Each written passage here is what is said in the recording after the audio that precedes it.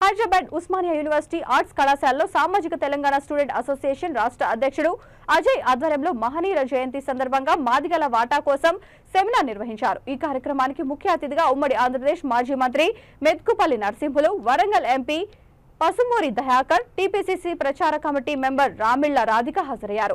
80 లక్షల మంది ఉన్న మాదిక సామాజిక వర్గానికి పార్లమెంట్ ఎన్నికల్లో ఒక్క సీటు కూడా ఇవ్వలేని పరిస్థితిలో కాంగ్రెస్ పార్టీకి రాబోయే కాలంలో నష్టం జరుగుతుందని మోత్కుపల్లి నరసింహులు అన్నారు। ఇప్పటికైనా కాంగ్రెస్ పార్టీ అధిష్టానం మాదిగలకు పెద్దపల్లి, వరంగల్, నాగర్ కర్నూలులో ఒక సీటు కేటాయించాలని విజ్ఞప్తి చేశారు। ఉస్మానియా యూనివర్సిటీ కేంద్రంగా సామాజిక తెలంగాణ స్టూడెంట్స్ అసోసియేషన్ ఆధ్వర్యంలో మహనీయుల జయంతిని నిర్వహిస్తూ మహనీయుల జయంతి సందర్భంగా దాదాపు 6 దశాబ్దాలుగా జరిగినటువంటి తెలంగాణ ఉద్యమంలో ముందు భాగాన ఉన్నటువంటి మాదిగలకు తెలంగాణ రాష్ట్ర ఏర్పాటు తర్వాత ఏ రకమైన న్యాయం జరుగుతుంది, అదేవిధంగా తెలంగాణ రాష్ట్రంలో అత్యధిక జనాభా కలిగినటువంటి మాదిగలకు మరి ఈరోజు నామినేటెడ్ పదవుల్లో కావచ్చు, ఎంపీ టికెట్లలో కావచ్చు, ఎమ్మెల్యే టికెట్లలో కావచ్చు, ఉస్మానియా యూనివర్సిటీలో మహనీయుల జయంతి సందర్భంగా మాదిగల వాడాలని కూడా నేను మాట్లాడటం లేదు, పార్టీని కాపాడుకోవడానికి మాత్రమే నేను మాట్లాడతాను। పార్టీని కాపాడుకోవడానికి మాత్రమే। ఒక్క సీటుకు మేము అర్హులం కాదా చెప్పండి, పోనీ మా తప్పేందో చెప్పండి, మేము ఓట్లు వేయటమే తప్ప చెప్పండి।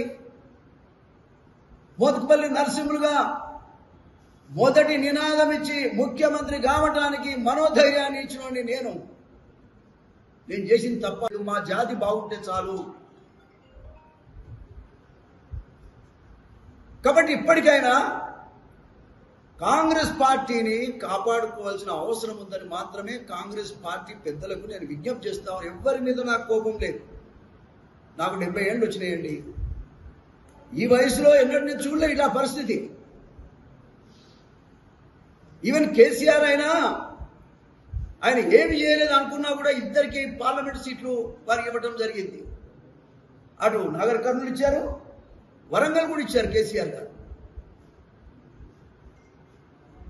ఆయన వరంగల్ ఎంపీ అన్న పసుమూరి దయాకర్ గారికి